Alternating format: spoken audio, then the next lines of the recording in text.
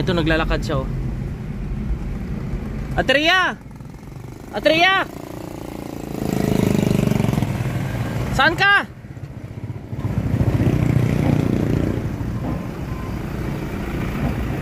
Sa diin ka? Sa diin ka magto? Mapuli ka na? Di. Di. Mapuli naman ko. Maupod na lang ko. Ha? Ano nang dala mo? Baka ko sumpuan. O dito sakay sa kabila. Hindi kasi ako pa sa kayo ng mga abno. Dami ko kung isi. Hindi ka na pasakayon? Bakit? Dito ba? Bakit? Namista ka? Ganda ng ano mo ah. Birthday mo bukas pala? Oh, happy birthday. Oh, sige. Lagyan mo dyan. Andyan si Atilin, oh. Sama na rin si Atilin. Ihatid ka na lang namin. Ano? Oo, sige. Ha? Oh, ako muna. Sige, sige. Kita natin siya ngayon pa uwi. Kanina, binalikan ko kanina to. Nakita ko kanina. Biglang nawala. Naka-live ko kanina sa Facebook. Yeah! Atid ka na lang namin para di ka na mahirapan. Ayaw ka pala pasakay ng mga tricycle? Ha? Ano no? Nasakayan ba ng motor? Oh, ano yung mga dala mo? Nabakal ako ng basket. Itong basket mo. Ah, namili siya ng ano. Yan, ano yan dala mo? Yan sa bag. Yan. Amo din eh. Basket at saka tapo. Ah, wow. Dami niyang pinamili mga kabayan. Lagayan ng bulaklak yan? Oo, bulaklak. At saka sa aking garment ba? Sige. Hatid na lang namin. Reklamo ka ng tricycle driver? Bakit? Ako na reklamo kay hindi mo hatid ng tama eh.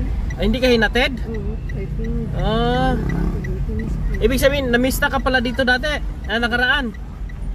Ha? Hindi dyan ako nagtatrabaho sa ospital. Ah, napunta ka lagi dyan sa Sitso? Hospital ako nagtatrabaho. Nang registration talaga ang course ko. Registration, Dex ang course ko. So sa hikatutag yung reklamo ko siya na nainatabo kayo. Matusok sa doon ng payong. Tinusok mo siya ng payong? Saan mo siya tinusok? Sa mata doon. Nabulag yung tricycle driver. Ako ang amo ko lang nasukin na ulit. Ano, nadugo? Wala nadugo at wala din naabot ah. Hindi kasi ako idulong. Hindi natin ako.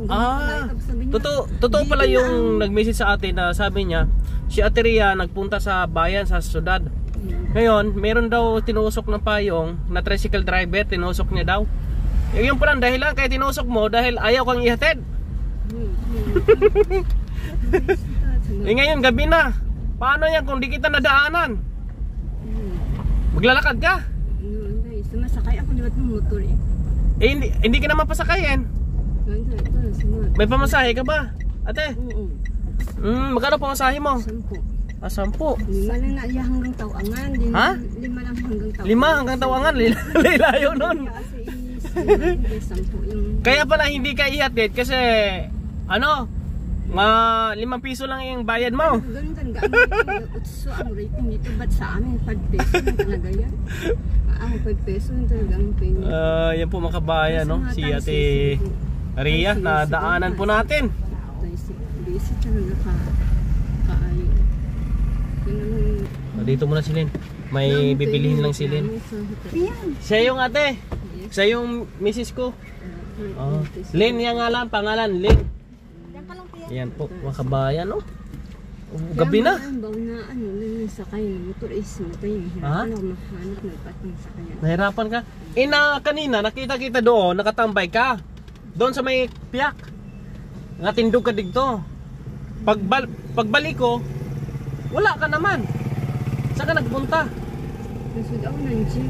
Ha? Sa gym. Nagpunta pala sa ng gym. Klase ako sa support doon. Eh mabuti na lang ginabihan kami ni Lynn. Pagbalik namin, nakita ko na uli si Ateria. Kaya nag-U-turn ako nag-uli. Tapos pinintuan ko siya doon sa unahan, inabangan ko siya. Inside nun si kasi nagsakay sa tricycle, ayaw pa sakayin pala mga kabayan. Kasi pabasahe daw, 5 piso. 5 piso lang kanyang pamasahe. Nakaporma ka ngayon. Happy birthday ate. Happy birthday. Birthday niya bukas po kabayan, 24. Alam mo lang. Anong handa mo bukas? Wala nga. Wala. Si Ate Lia, sa ano pa daw pupunta? Sa 28? Oo, kasi kay... Oo, alanganin daw eh. Filosofi yan, nag-riot yung mga kriminal ng Hisbat. Hindi na napasok ang kriminal. Sige, ihatid kita mamaya, makabayan.